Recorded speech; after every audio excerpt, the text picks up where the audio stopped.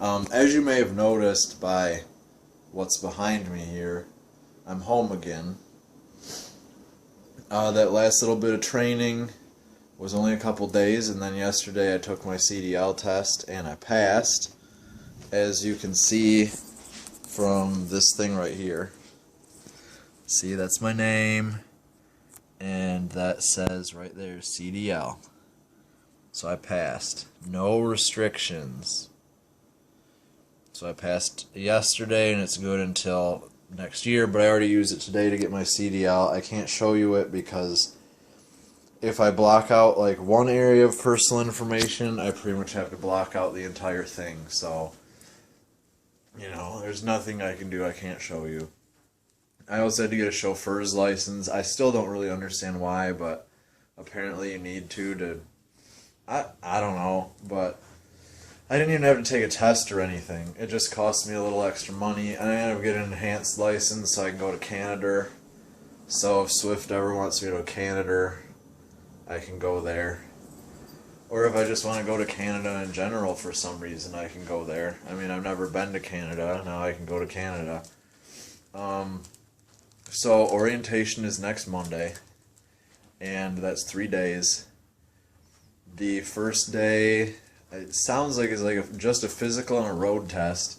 I don't need to take the physical because mine's still good for another year and a half or more. And I don't even think I'm going to have to do the road test because I just took one yesterday.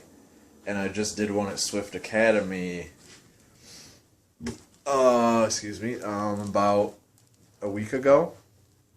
So I see no reason I would have to do a road test, but if I have to, whatever, I can do it. I just passed mine yesterday. Which, speaking of that, that was actually kind of interesting.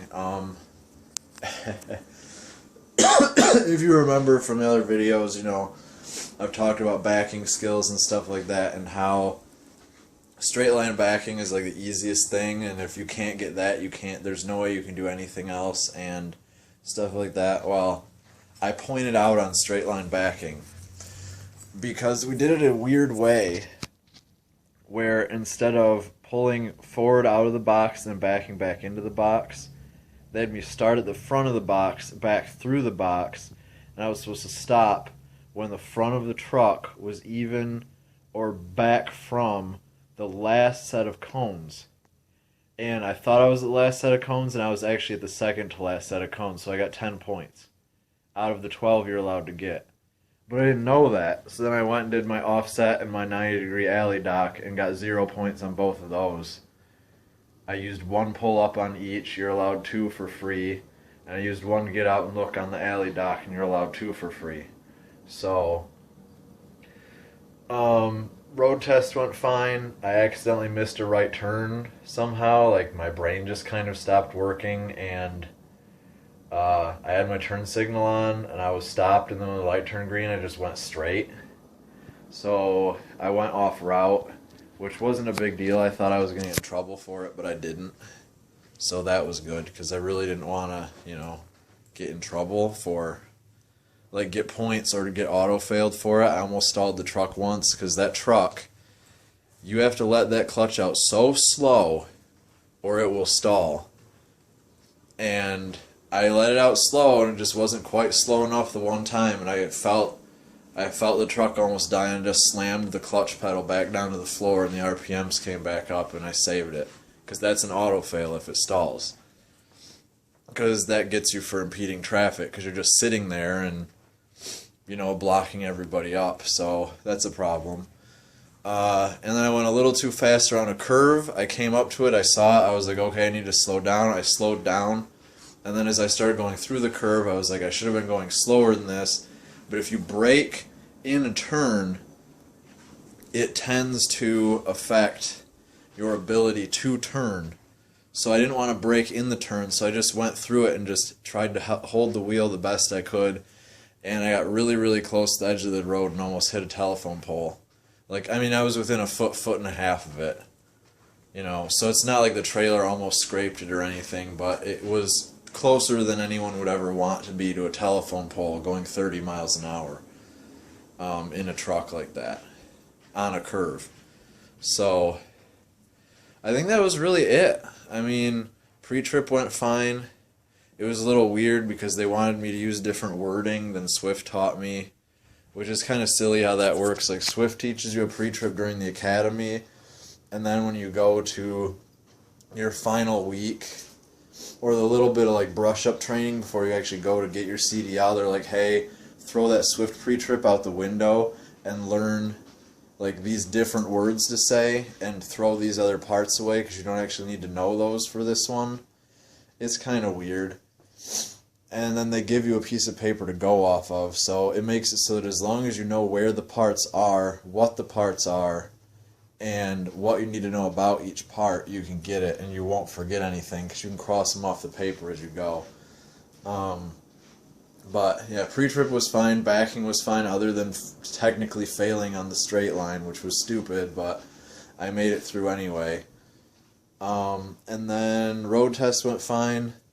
Drove home from Indiana yesterday night. Actually got pulled over because one of my taillights is out, and apparently my brake lights weren't working either, which is weird because they're working now. So there might be some kind of weird electrical gremlin, but I don't know, because they were working like almost as soon as I got back on the road after getting pulled over. But the officer was really nice, really polite, just wanted to tell me my brake lights were out and that my one tail light was out. Didn't write me a fix-it ticket or anything dumb like that. You know, took my information just to make sure that I wasn't some kind of criminal or something that was, you know, had warrants out or whatever. You know, asked me where I was going, where I was coming from, that kind of thing.